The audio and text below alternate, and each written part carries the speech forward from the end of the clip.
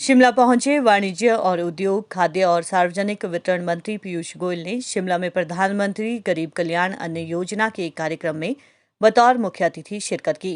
प्रधानमंत्री गरीब कल्याण अन्न योजना के लाभार्थियों के साथ वर्चुअल संवाद स्थापित किया, साथ ही मुफ्त राशन के बैग भी वितरित किए। इस दौरान मुख्यमंत्री जयराम ठाकुर सहित अन्य नेता और अफसर मौजूद रहे। वाणिज्य और उद्योग, खाद्य और सार्वजनिक वितरण मंत्री पीयूष गोयल ने बताया कि कोरोना काल में मोदी सरकार ने भारत के गरीब लोगों को प्रधानमंत्री गरीब कल्याण अन्न योजना के तहत राशन मुहैया करवाया। हिमाचल प्रदेश भी इस दिशा में आगे बढ़ा है। कठिन भौगोलिक परिस्थितियों के बावजूद कोरोना काल में हिमाचल के लोगों को राशन पहुंचाया गया। पीयूष गोयल ने कोरोना की पहली डोज देने के मामले में देश भर में पहला स्थान हासिल करने पर सरकार को बधाई दी और नवंबर तक दूसरी डोज में भी पहला स्थान हासिल करने की उम्मीद जाहिर की। देखिए, भारत एक ऐसा देश है, ग्लोबल हंगर इंडेक्स क्या डेटा लेके बनाता है वो तो गहराई में जाना पड़ेगा। लेकिन आप बताइए, कोविड जैसी महामारी में भी क्या आपने किधर से भी ये सुना कि किसी को बिना अनाज के, बिना खाने पीने के रहना पड़ा हो? इतने बड़े देश में लोग विश्व में चिंता करते थे भारत मैनेज कैसे करेगा।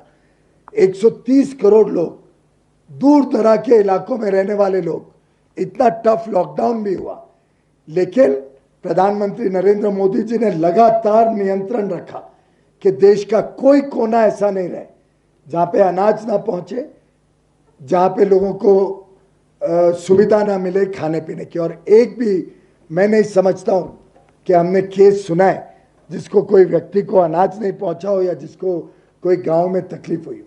यहां तक कि हमारे समाज सेवी संस्थाओं ने भी इतना अद्भुत काम किया और मैं उन सबका धन्यवाद करना चाहूंगा जिन्होंने इस इतने भीष्म महामारी के बीच में CSR के तहत और एक संवेदना के तहत देश भर में गरीबों का ध्यान रखा, मजदूरों का ध्यान रखा। एक समय यह आ गया था, मुझे याद है कि कई जगह से हमें फीडबैक आ रहा था। मैं भी IRCTC के अलग अलग PSUs के माध्यम से जब ये बंटवारा था तो ये फीडबैक आया कि भाई और रखने की जगह नहीं है, अब और अनाज मत भेजिए। यहाँ तक एक समय पे स्थिति आ गई। तो मुझे लगता है कि आज भारत में हंगर विषय है नहीं, ऐसा तो हम सब कबूल कर सकते हैं। आप जानकारी दे देना, हम उसको चेक कर लेंगे। एक आध केस कभी कोई गलत हो, आखिर देश में आज 80 करोड़ लोगों को इसका लाभ मिल रहा है। तो कभी भी आप सब मीडिया के मित्र भली बात ही जानते हैं कि एक दो केस को लेके सेंसेशनल तो लगता है, शायद न्यूज रिपोर्टिंग के लिए बड़ा अच्छा लगता होगा, लेकिन कोई जानकारी स्पेसिफिक आप देंगे तो हम जरूर उसके ऊपर चिंता करेंगे। लेकिन one nation one ration card का पर्पज ही है कि एक बार आपका कार्ड बन जाए तो आप कहीं भी जाके वो राशन ले सकते हो बायोमेट्रिक चेक करवाने के बाद। तो स्वाभाविक रूप से केंद्र राज्य के बीच में चर्चा चलती है। अभी अभी मेडिकल डिवाइसेस पार्क कल ही नोटिफाई हुआ है हिमाचल प्रदेश के लिए। ऐसे ही यहाँ पे रेल की सुविधाओं के बारे में मैंने पिछली बार बड़े विस्तार से चर्चा की थी और वो काम तेज गति से आगे बढ़ रहा है। मुझे आज किसी उद्योग के व्यक्ति ने जानकारी दी कि जो 200 करोड़ रुपए हमने बजट में आवंटन किया था उसमें लगभग 117 करोड़ रुपए तो जमीन अधिग्रहण में 113 या 117 करोड़ खर्च चुकी है राज्य सरकार।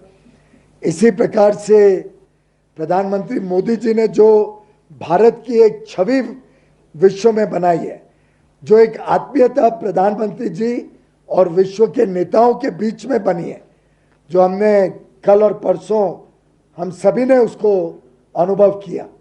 अभी भी थोड़ी देर में प्रधानमंत्री जी यूनाइटेड नेशंस की जनरल असेंबली को भी एड्रेस करने जा रहे हैं।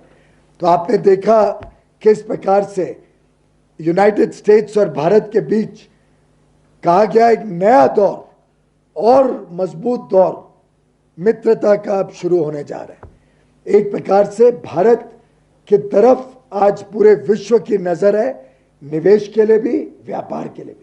आज निर्यातकों के साथ भी वाणिज्य सप्ताह के तहत बहुत विस्तार से चर्चा हुई, कई सारे अच्छे सुझाव आए, कई सारे बातें मैं उनको बता पाया। उद्योग क्षेत्र से जुड़े हुए प्रदेश भर के प्रतिनिधियों के साथ भी रूबरू मिलने का मौका मिला और बड़ी अच्छी फीडबैक मिली। लगभग एक स्वर में सबने माननीय प्रधानमंत्री नरेंद्र मोदी जी ने जिस प्रकार से कोविड कार्यकाल में देश को संभाला, देश की अर्थव्यवस्था को संभाला, उसकी तारीफ की और कई सारे अच्छे सुझाव आगे यहाँ पे उद्योग कैसे बड़े पैमाने पे पनप सके, तेज गति से विकास कर सके, हमारी बड़ी सार्थक चर्चा रही।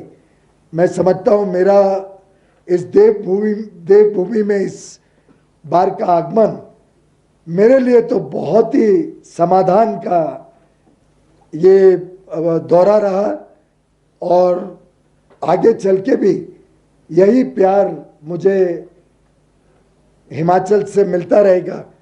विश्व के सबसे लोकप्रिय नेता माननीय नरेंद्र मोदी जी के नेतृत्व में देश प्रगति करते रहे और एक डबल इंजन जो हिमाचल और केंद्र सरकारों की हिमाचल की जनता की सेवा कर रही है, ये वर्षों वर्षों तक सेवा कर सके,